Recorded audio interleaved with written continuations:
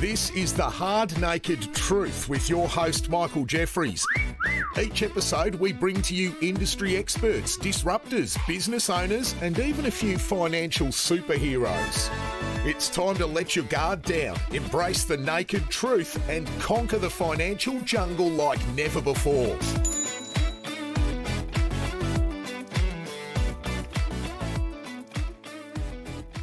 Hard Naked Truth. I'm joined in the studio today with Ryan Tuckwood, known as one of the #1 sales trainers, salesperson in the Australia. Welcome, Ryan. Thank you very much. I love that countdown. Yeah, so do I. It's cool, isn't it? Yeah. Do they see that? No, I don't think they do. We should, You need to we should release actually that. do that because it's amazing. I was speaking recently, like the way the podcast's gone from when I was just myself and I had the equipment set up, wasn't using it as well it should be, pressing the record, fumbling, sometimes not remembering to record or anything, to now having Kylie sitting out there with great countdown and everything. So well, we've definitely had podcasts that we've done before, where the microphones are not plugged in. Yeah. You wouldn't know. They're out there. I do a lot of webinars now, and people I've had comments. They say you're just so natural and you speak so well and everything. And I know we spoke recently about first time on stage and getting on stage, which we'll get into a bit later. But the first ever webinar I did for the Lightyear group that I did on my own, I was obviously a panelist and stuff before that I actually hosted. I went through and hadn't pressed record. I was showing my slides, didn't realize that majority of people couldn't hear me because they were in the chat going, this is rubbish, can't hear him, what's going on? Can't even, and I didn't realize I hadn't shared the slides, but I had them up on my screen and I'm just talking through them, and I just didn't stop for about 50 minutes. And I got to the end and I'm like going, people have dropped off and they're going, what's going on? It's part of the journey, right? It is, and it's part of failing is part of learning, isn't it? I think it's one thing we talk about a lot is momentum over perfection. Me personally, as an ex-engineer, I was chasing that perfectionism for everything that I did. So if I wanted to do something like this, like we've got our own podcast studio, I'd still be planning it. All right, so exactly. Just roll got to dice. do it. Just got to do it. Just going. And I was reading on Facebook last night, and I'm just picking up my phone, which I don't normally do, but I said 4,400 hours of live coaching. That's crazy numbers, isn't it? Well, yesterday was a milestone for us. So what's the date today? 6th of August. So 5th of August yesterday was my last ever in-person corporate training gig. So 15 months ago, as you know, I came back from a trip to the States and made the decision May last year to go no more corporate. We're remodeling. Not because I didn't enjoy it, but because it wasn't getting the long-term sustainable results companies thought that they needed. Yes. So as I was driving back from that last gig in Brisbane, I was like, I wonder how many I've done. I went into ChatGPT, pulled my diary, plugged it in, ChatGPT worked it out, and it's like, you've done 4,400 hours, or an average of 100 hours a quarter, 400 a year, since 2014. And that's either in person or on Zoom or one-on-one mentoring. It's a lot of hours. Insane when you sit back and actually look at it from that. So tell me about the journey to where you are now. How'd this all start and kick off? Engineer by trade, back in the UK, as I just alluded to. So I was an engineer for 8 years, very process driven, very methodical. Very smart then. Most engineers I come across high intellect. So. I'm an overthinker, overanalyze, which means I missed a lot of opportunities in the past because of it. Obsession with detail, obsession with everything, getting it being right. So I was actually a good engineer. It was all of those traits served me well. Yes. But I got to the age of 27 and I had what I call my quarter life crisis, where I don't know, I was earning good money, but I wasn't fulfilled. And I decided that this can't be it. This can't be me. And with respect to all the people I worked with, I was working with a lot of older blokes that had been there for 20, 25 years. And I used to look at them and how depressed they were and overweight they were and how much they'd moan about their wives and their life. And they've been paid well for so long. I'm like, I can't go down this road. So I decided to give everything up, jumped on a plane. 2010, moved to Sydney. Sydney got too cold for me, so I traveled up to Cairns, traveled down the coast, and I just fell in love with the Gold Coast. Beautiful place. I from a day-to-day perspective, I just think I don't think there's many places better in the world than here. So especially now I've got 2 kids as well. My issue was on this part of the journey was that all the qualifications I had were engineering, and on the visa you can only work for one company for 6 months. So I found myself in a call center. That's the only type of job that would give me a shot. You learn a lot from call centers. Like, I nearly killed me. yeah, I bet. I did learn a lot. And looking back now, and people ask me a lot, well, what job would you want your kids to do? I'm like, I want them to do cold calling. I think it's a great fundamental skill to have for many reasons. But for me, I didn't realize the lessons when I was in it. I just absolutely hated it. There were 21 people in that call center. I was 21st out of 21 people for the first 3 months straight. And I was at one stage, I was sleeping on my mate's bathroom floor on a pool floaty in Broadbeach. What were you selling? Like trading software. Okay. It was basically a boiler room. Yes. Right? So I've come over here, super green. They've got horse racing. They've got stocks. Gold, commodities, like all of this, all rubbish, basically. Penny stocks, Wolf of Wall Street. Yeah, it felt like Wolf of Wall Street. Yeah. But the people that owned it, you're like, they're normal people. They're nice guys, and you get caught up in it all. And my job initially was just to qualify people. So I had to do $300 a day, and I had to go, Michael, Ryan, XYZ. How much money you got in the bank, right? I had 90 seconds to find out if you had $15,000 to $25,000 liquid in your bank account. Yep. And if you did, I would put I'd put it in a tray. The receptionist will come around every hour, take that, send it through to the closers, and then they would make all the big bucks. So that had auto dialers? No. So you were actually going through. This was no computers. Okay. No, I had no email. There's red flags everywhere, by the way. I had no email, no. I'm sure they had a website. Nobody could call me back. I was just calling off a phone, the one with the curly bit. This like one of these. Yeah, it's amazing when you sit back and all the red flags that come up, but at the time you don't. There's nothing obvious that's sort of. And now when I lift the hood up on companies that we coach, especially bearing in mind our approaches about ethics and honesty, it's so obvious to me when somebody's running a shoddy organization. Like you can see it from a mile off. But yeah, long story short, I got to the stage where the pool floaty or the lilo that I was sleeping on popped on me one night. I had 31 cents left to my name, and I'm like, I'm done. Like, sales is not for me. I genuinely hated it. I can't tell you how much I hated it. And it was the day that popped on me, or the next morning when I went back in the office and I pulled Jack aside, who ended up becoming the co-founder of Swish.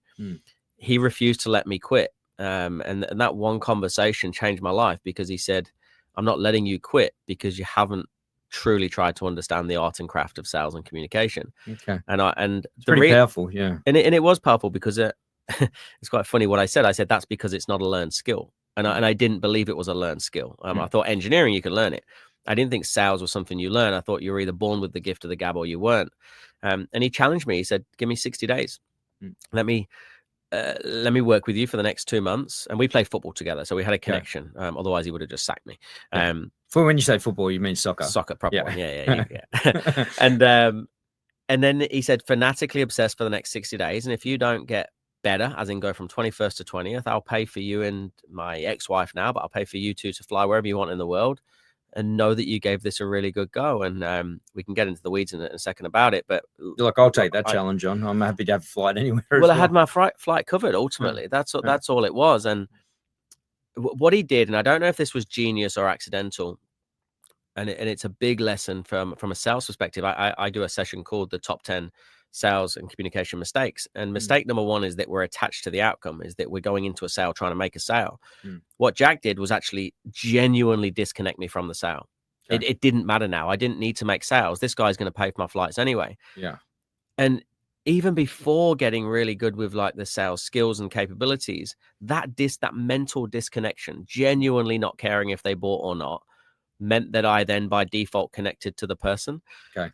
Which then meant that I started making sales. And within 5 weeks, I was number 1 out of 21. And 18 months later, I was running a team of 47. I did $334,000 in commissions. And I'm like, what is happening? And that 2013, when I made that money, my whole life changed, because my relationship with money changed. I went from that sort of scarcity mindset to an abundance mindset. Is that so? You lose caring about chasing to get money, or yeah, well, for 2 parts. I stopped caring about the sale, right? And I disconnected from the sale, and I connected to the person. I realized, and Shane, the old boss, actually said something to me. He said, Ryan, you have 300 opportunities a day to leave a positive memory on somebody. I now call it our 60-second legacy. So like, what can you leave with them and what can you learn from every single person? Like, this is the fastest education you'll ever get in cold calling. Just try and learn something. So I genuinely became really curious about every single person I spoke about. I mean, some people still put the phone down, still told me to piss off. Like, but every now and then I'd find somebody that would give me a little bit more time. They'd educate me more on the stock market, on the property market, on cycles. I'm like, this is cool. I'm just getting paid now to learn. And in a few weeks' time, this guy's going to pay for my flights. Yeah.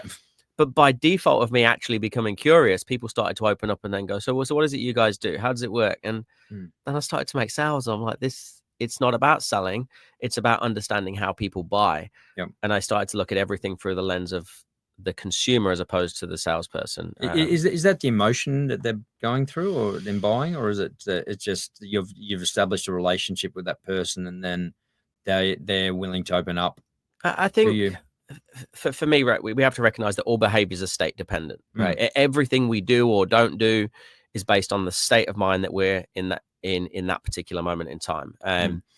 So what, as a cold caller or a salesperson or any professional, we are positioned, whether we like it or not, as a salesperson initially. Yeah. And a salesperson has a bad connotation to it. They're dressed like me. I don't help myself. They're dressed like, I've got to sell. I go sell. You're a scumbag. You're a commissioner hungry. You're just trying to rip me off. Like, we don't, as a nation, we don't trust salespeople. Well, we kind of think they actually don't get, and this leads back to what you're saying in terms of that connection. We go, they actually don't give a fuck about me or what I want or what I need. They're just trying to sell me a widget, and they don't care if I need that widget or don't need that widget. Yeah. And that's what they're labeled, or we're labeled as. Believe, yeah. And generally, I think that's warranted. I think there's a lot of salespeople out there. I've seen a lot of them. I still see a lot of them that genuinely just want to make a commission. They'll sell anything to make their commission. But as a counter to that, like, look at our members. We've got 42% of our members are not in a direct sales role these days. They're heads of people and culture. They're in their academics. They're in finance. They're not in a traditional sales role. 32% are women, right? They're good people, but they refuse to learn how to sell because they don't want to be seen as a salesperson. And then there's a weird paradox that the less trained you are, the more salesy you sound. Okay. Because if you're not trained, you don't know what things you're doing that are actually raising sales defenses. Things like just touching base, circling back around, I'm following up. What's your budget? That we know, Gong.io did a study on this. You ask somebody for their budget, it reduces the chance of making a sale by 32%. Okay, wow! Just by using the word budget. So people, really good people that genuinely want to do right by people, are sounding salesy by accident because they refuse to be trained. And is that the person's thinking in their mindset that they're trying to find out how much money I can spend so that they can then sell to me? Yes. But before that, it's a pattern recognition. Okay. So we've all sat for a sales pitch before, and we know at some stage they're going to go, so what are you looking for? Okay. When do you need it? What's your budget? Yeah. So you position yourself or reposition yourself as a salesperson, and it's a big game. Like, the consumer plays their part, the salesperson plays their part. And if you say things that remind them that you're a salesperson, they're going to go, oh, I'm supposed to be the consumer here. So if somebody asks me for my budget, I'm not going to tell the truth. Like, you walk into a car dealership and the sales rep comes out on the forecourt and says, what's your budget? You go, oh, what's 20% less than what I want to actually spend? Yeah. So you start the relationship with a lie. So it's about recognizing what patterns might they be going through in their own head, and how can I say something that doesn't trigger that sales resistance? Okay. So that's why we have to study how people buy, not just how people sell. Yeah, it's the something that resonated with me right at the start that you said, which is, and it's only sort of sprung upon me right now. I have on the pods a lot of entrepreneurs, and the big thing that they almost all said is exactly what you said, is that where they changed their course was it was like a gap and it wasn't right for them. The fit wasn't, they didn't want to be an engineer. They wanted more. And so they went after that more. So it's crazy that seems to fit with all entrepreneur high achievers. It seems to be the case. What's that book called? The E-Myth by Michael E. Gerber. Yes. The Entrepreneur Seizure. It's real, right? Yep. You have this moment. For me, I don't think it was a moment. It was a combination of moments. So I was very fortunate. Looking back now, I worked with a Scottish guy called Merv. Became a really good friend of mine. I worked with him for many, many years in the engineering plant. And when he was younger, he had the opportunity to move to Australia. And his ex-wife at the time, she was a nurse, and she was sponsored, so they could come in, they could move, and then they changed their mind last minute, or she did, and always resented her for that. He never took advantage of that opportunity. Yes. So when I first started saying to him, and we're sitting there on 12-hour night shifts, like changing gearboxes, just covered in grease and oil, hating our life. Yeah. And I said, mate, I think I was born in the wrong country. I want to, there's got to be more to life than this. And I think I want to go move to Australia. And he's like, go. You have to go. Otherwise, you're going to end up like me. And you're going to still be here. And you're going to still be here. And look, and he's such a nice guy, and we're still great friends.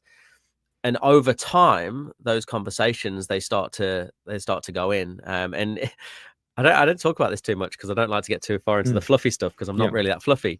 He actually took me to a what do you call it? A clairvoyant, a card reader, tarot reader. Yeah. And he took me to this house. He goes, I've got a gift for you. And he drove me to this house, and I went upstairs. I remember her name was Julie, and she was an older lady dressed like she was 21. And I was like, where's he send me here? What a legend, Merv. and here we go. and he's paid. So she walks me upstairs, and we sit in the room. She starts turning over these cards. And I'm super skeptical about this stuff, right? So am I. I'm not religious. I'm not spiritual. Like, same. Yeah. And we sat down like this, and then first, before she puts any cards out, she just goes, "Why are you so skeptical?" And I'm like, "Oh, yeah, Merv's probably told you I'm skeptical, right?" I said, "No, I'm all right." She goes, "Just relax, right? It's all right." So she starts turning over some cards. Then she turns over a card of the sun, like sunshine, and she says, "You should have been born in the sun." Right. And I'm like, "Oh, I've said that to Merv. Maybe Merv said that to her." Like, I'm still there. And then all of a sudden she turns over. No, she doesn't turn over. She just stops for a second. And she looks at me and she goes, "You miss your granddad, don't you?" And I'm like, "What?" I was like, "Oh, wait, yeah, he's passed away." She goes, "Well, what were you when he died? Like 2?" And I was like, "My granddad died when I was 2. Merv doesn't know this. Yeah, like, right? You're like, what the fuck? So now I'm starting to get a bit weirded out. And then she goes, you miss running a car up and down his leg." And I've only got one memory of my granddad, and it was sitting on the floor running a little toy car up and down his shin. That's my only memory of him. 2 years old. I got goosebumps. Like, fuck yeah, I did. I got goosebumps. So she said that, and I'm like, whatever else you say, I'm in. Right? This is it. Yeah. This is it. Yeah. So anyway, we carried on, and the last card she turned over was a baby. Now at the time, I've still got a girlfriend, and I'm trying to talk my girlfriend to potentially move to Australia.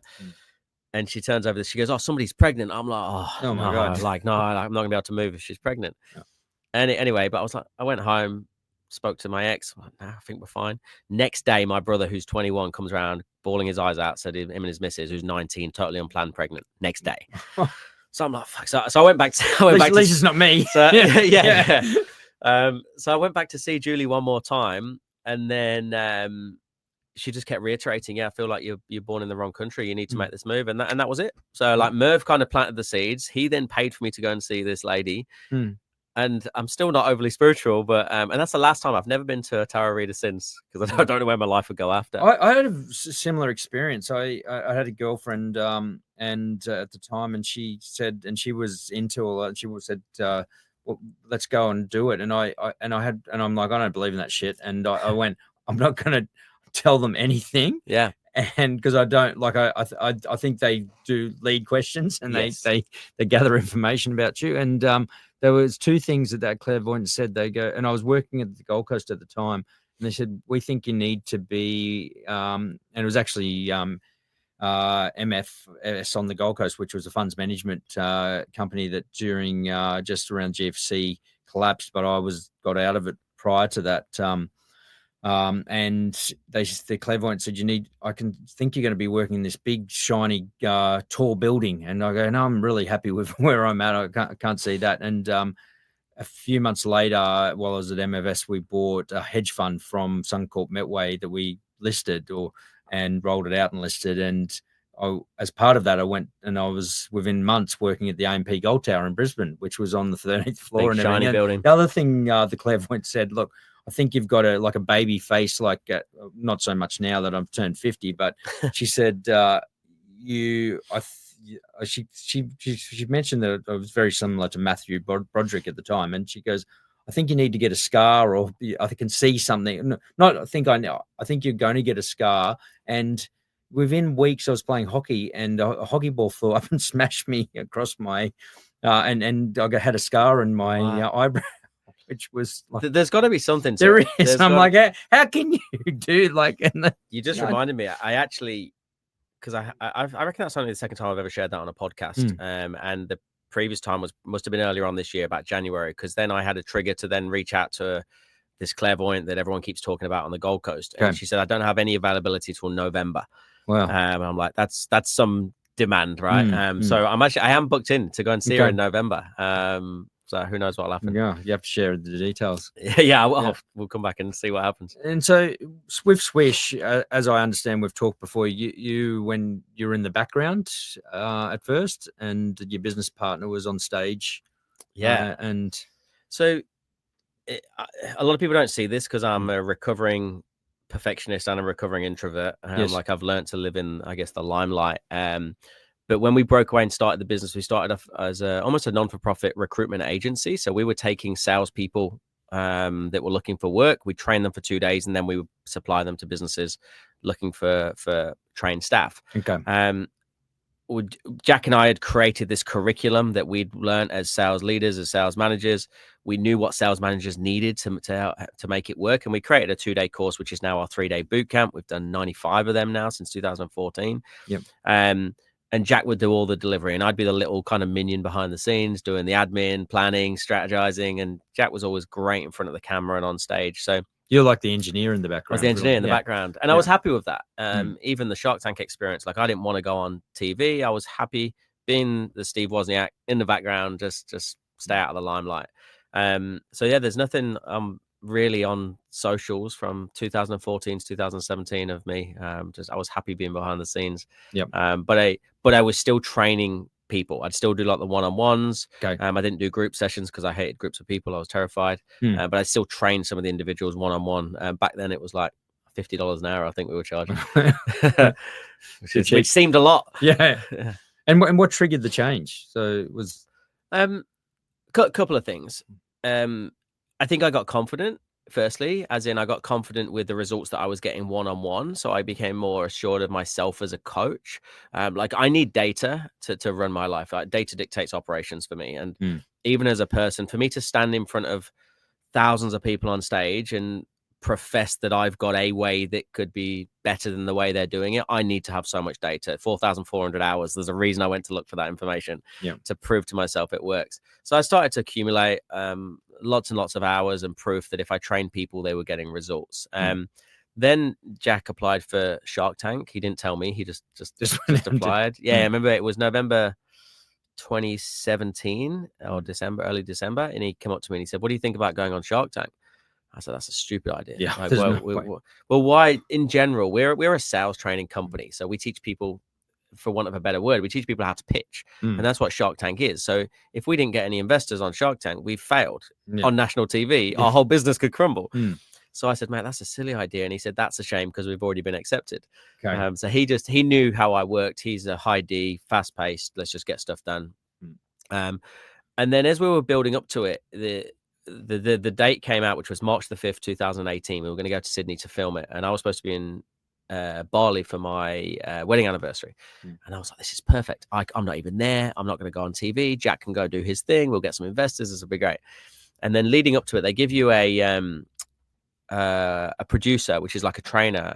His name was Jake, and I remember him calling me and saying, "Hey Ryan, we have found over the years that if you've got 2 business partners, you get a better chance of getting investment, like as in both people go out and pitch, because one person might be polarizing. They might not like that one. They might like the other one. So we think if you were to go on as well, it would help." And I'm freaking out at this point. I'm like, no way in the world. I spoke to my missus. I'm like, "Do you think I should?" She's like, "Yes." I'm like, "I can't." Procrastinated on it, sat for 2 weeks on it, and eventually decided I was going to do it. Rang Jake, and he's like, "Mate, it's too late. You haven't done your police checks. You haven't done your psych testing. Like, you have to go and do all that before you go on." Because they don't want some crazy up on there. Or... Yeah, well, what could come out, right? What have you done in the past? Have you got any police records? That all of that, or just freaking out in the moment, getting emotional, which I probably would have done. so I'm like, so they said, well, still come along. So we canceled the Bali trip. So still come along, but you'll have to stay out the back, but you can't go into the tank because that's the rules. I'm like, this is the best of everything because I've now volunteered to do it, but they told me I can't. Sweet. And to be fair, Jack's much better in that situation than I would have been back then. So he goes in, he's in there for 45 minutes to an hour. And then one of the runners comes out to me and says, Ryan, we need you. And then they start taking me towards the studio. This is in Sydney. And we start like jogging. And one's putting a microphone on my belt. The other one's putting makeup on me. And I'm like, well, what's happening? You shitting bricks at I'm this? shitting myself. Yeah. Shitting me. Literally. My missus is like, where are you going? I was like, I don't know. They said, oh, well, one of the investors wants to see you. They said, oh, if there's business partners, we want to meet the 50% owner. And how much were you chasing off the Sharks? We were chasing 100 and what did we ask for? We got more than we asked for in the end. I think we only wanted like 120K or something. Which is not much. We were after Steve Baxter. That's who we wanted initially, just because we thought Brisbane-based tech SaaS product online, like knows the online world. We thought he'd be the best one. So by the time we walked out, we ended up getting 3, but the aim was Steve. And that conversation really came up when I got to Jack, because they said, oh, one of the investors, it was Steve, wants to meet the 50% business owner. So you now have to go in the tank. And I'm like, no, I haven't done my police checks. I haven't done my psych testing. I'm crazy. Yeah, that's right. So anyway, so I did. So Jack comes out. He says, we've got 4 offers. We got everybody made an offer bar Naomi. And I knew that no one had ever got 3 investors before. And I said to Jack, we should try and get 3. He's like, let's just make sure we get 1. Let's just go for Steve. I was like, 3's a better story. Because the money didn't matter. It was like, can we get the brains? Like, that's what we wanted. Yeah. And in the end, we ended up getting Steve, Andrew, and Glenn for 187,000. Okay. So what did the Sharks then input into the business? Initially, just pure confidence. Okay. I reckon you said what changed for me, the confidence I had knowing that these guys are in our corner, or because you know how it works. Like 6 months of due diligence they did before they actually came on board. So we trained their teams. They used our product, our online sales academy. They put it into their companies, and they said, if it works, we'll pass the due diligence. We'll do all of that. So to see that guys of that magnitude and that caliber have lifted the hood and gone, you guys are onto something, so much confidence.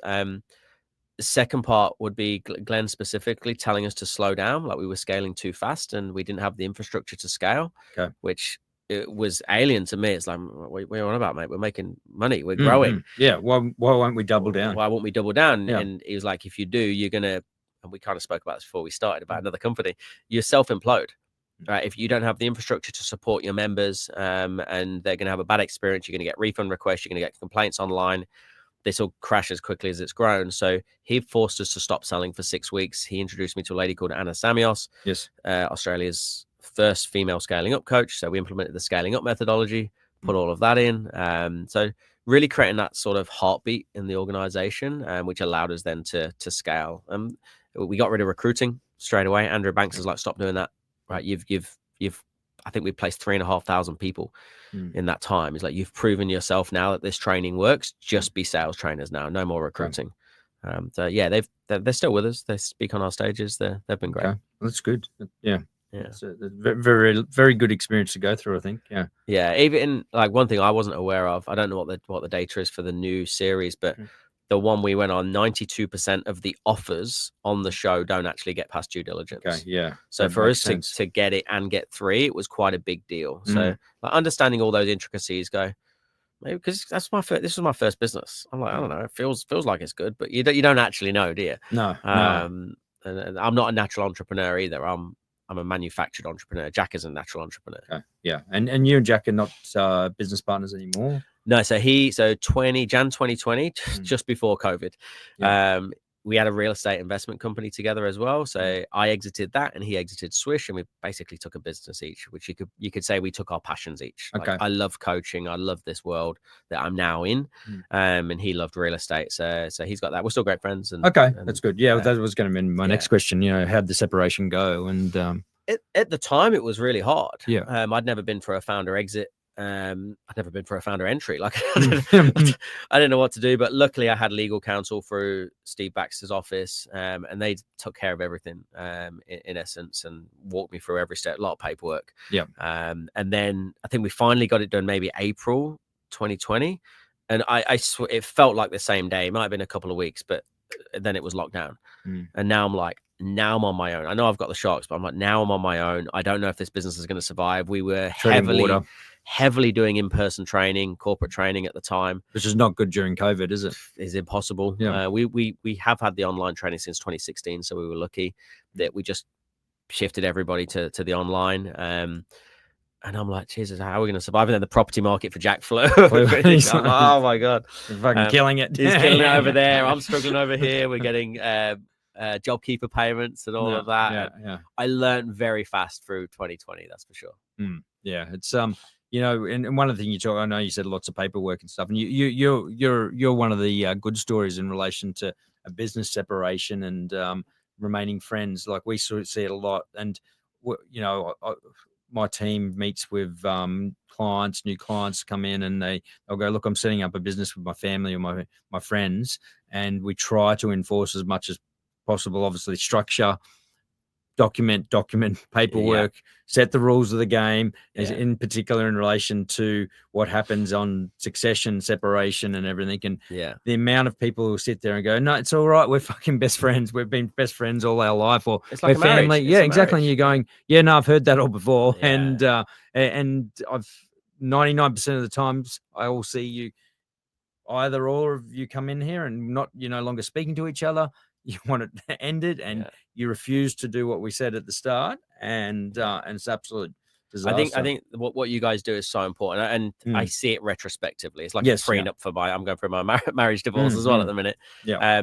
Like we had a vesting agreement in the Sharks contract. Like I don't know what a vesting agreement was. Like we just signed it. We we're excited. We were in Sydney. Well, not Sydney, but initially we're celebrating in Sydney after we got the offer. You're riding the wave, aren't you? And they're like, and then when Jack exited, we weren't even halfway through the vesting agreement. So like we weren't aware that he's now got to vest shares. I got to buy them back. So there was friction points along the way, and there was like, oh shit, that's a bit crap. That's not ideal. Yeah. But yeah, we've been able to maintain a friendship throughout. He came and spoke at the big national conference that we put on last October. Okay. He's still the founder. He's still like without him, I wouldn't be doing any of this stuff. No, because he's the one that kind of gave me the big old kick and nudge. Well, he didn't really ask me; he just told me. But it laid a platform for me to go. Do you know what? Sometimes you can just roll the dice without having all the information. And I try to carry that in certain situations now, where I go, I just need to be 80% there. I don't need to be 100%, because I was just missing out on so many opportunities. Like we wouldn't have done Shark Tank if it wasn't for Jack. Yeah, which is great, and it's good, fantastic. You recognize that as well. Yeah, and I like to think in return, maybe I slowed him down a little bit. Yeah, in a good way. Yeah, and so you mentioned, like, I won't touch on it too much. You're obviously going through a divorce, and I know you've got two boys that you have so much pride in and love for, and has that impacted your business in any way? Or is this I guess the sales, Ryan, helped through that process, or? Yeah, well. It's interesting, right? Because people go, well, you're a sales and communication coach. Why are you getting divorced? Like, it doesn't make sense. Yeah. Obviously, there's other things that go on that create. There's a lot more to relationships, and isn't there just? Yeah. But yeah, do you know what? The boys, I think, kind of keep me present and keep me grounded through it all. I think having them to have as my sole focus, like it's the boys, the business, and then I know I'm supposed to put me first. I get all that, but ultimately, everything now is built around the boys. And I was doing that before we separated as well. Like, one of the things that Anna, when she came in and built like the heartbeat in the company, she was like, where do you want to be in 3, 5, 10 years time? I was like, well, we've got young kids now. They're going to be at school in a few years. My boys now one's in year 1 and one's in pre-prep. I want to be able to do the school pickups and drop-offs. I want to be able to go to sports every day if they're doing it every single day. And I've built a business that can do that now. So that's fantastic too, isn't it? That was so important. Like, I remember my mum and dad, to be fair to them, they were every single training session, every single sports day. They were always there. And I remember looking over for them. If you do something cool, you look over, you want to acknowledge it. And I'm like, I don't want my boys being there looking over and I'm not there. Or let alone somebody else is there. You know what I mean? A stepdad or something. That would be even more heartbreaking. Yeah. So So it's a tough one, isn't it? Too, like, because I know my dad was a CEO of local government and electricity distributors and stuff, and he was always very, very busy. And there were, but they're the things I remember, that those little gaps that. And I know he has a significant amount of love for me and stuff, but I've tried to make, and I have found it. So I've fallen into that myself a lot, and that work and businesses come first, and it shouldn't. It's shouldn't have hard been like that. because if we didn't make some of those sacrifices, we wouldn't have like the opportunities we have right now. Like I'm in first 2 years of business. Jack and I worked 7 days a week, 2 years straight, 14-hour days, and we wore it as a badge of honor as well. And people go, You have to, though. I think you have to. I do think there's a season for it, and we're in year 11 now, and I've 4,400 hours coach. I've earned the rights to go, guys, I'm finishing at 2:15. I'm going to go do the school pickup. And on top of that, I've also hired people that understand that as well. Like they're really focused on A players that understand the bigger picture. I hope I treat them well. They get great experiences through the business. But does it mean that I can't work as much as I used to? Yeah, of course. But I don't want to miss out these years while the kids are young. But you build a team of A players, as you said. And it's so important to have the right people. It really is. Like I couldn't be here doing this right now if I didn't have a team back. We're only down the road on the in Surfers, but and they get it, and that's 11 years in the making of hiring the wrong people, maybe hiring the right person, then they leave. Maybe I wasn't incentivizing them right. Maybe there wasn't a progression map for them, and then they go somewhere else, and you go, I don't want that to happen again. So business is hard, life is hard. But you got to find, I always talk about having little light me up moments. Like, where are my light me up moments? My light me up moments now, like I have my boys 3 days on, 3 days off. So we're 50-50. Okay. The morbid way of looking at it is I only see my boys half of their life now.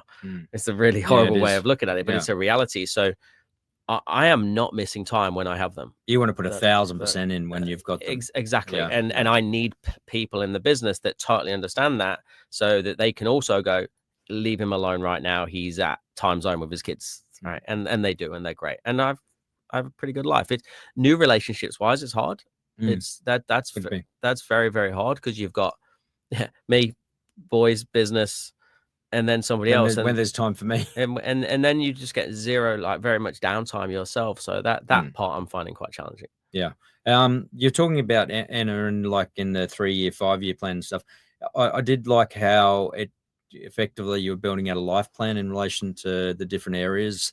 When I was in Queenstown recently at the One Life Club Summit, Philip DeBella from DeBella Coffee, he actually he delivered a keynote, and he went through and he wanted to leave, he said he wanted to leave you with something practical. He went through and basically built that life. He actually asked the audience who's got a business plan, and there was maybe half the audience said they had a business plan. He goes, who's got a life plan? There's probably 8 to 10 people who said that, and so then he built it out, and he went through 3 years. He didn't go out to 5 years, but he went 3 years, 12 months monthly, and what you actually, he goes, so these are your 3-year goals. What do you have to do each year, each month, each week to actually hit those in all the different areas? So family, business. It's so important. As I said, life is hard, business is hard, sales is hard. You got to be doing it for something. You got to be heading towards not an end goal, but milestones along the way. And one thing that Glenn Richards got me to implement as well was every 12 weeks you've got a break. Right? Okay. No more than a quarter away from having either a long weekend or a week where they're the first thing that goes into your diary. So like we finished our 3-day boot camp. The day one is goal setting, and we do the same sort of thing. It's like our life goals, our big, hairy, audacious life goals for ourselves. Then it's yearly, monthly, weekly, almost a daily to-do list. We go through the Ivy Lee method, and it's broken down into personal, financial, health, family, and business, like 5 verticals. And only one of them is business. You get the other 80% right, then I get a better version of my employees in work. They get a better version of me as well. So I don't really like the word because I think it's overused, but it's a holistic approach to living your life, right? It is, yeah. I think it is overused too a bit, but like that, it 100% is. I like the 12-week approach. I was at a institutional conference with Telstra, and the CEO of Telstra got up and actually talked about, and one of the questions towards the end, the MC said, you're probably one of the busiest CEOs in the country. You're, in terms of the size of the group and everything. how do you keep focused in relation to everything? And he said, he goes, actually, at the start of each year, I sit down and every 12 weeks, I set a holiday or time out with my family, and it's booked in and it's booked for the whole year. And then everything works around that. And he goes, and I look forward to every 3 months going to Hayman Island or Hamilton Island or to New Zealand or wherever it happens to be. And I make sure that happens without fail.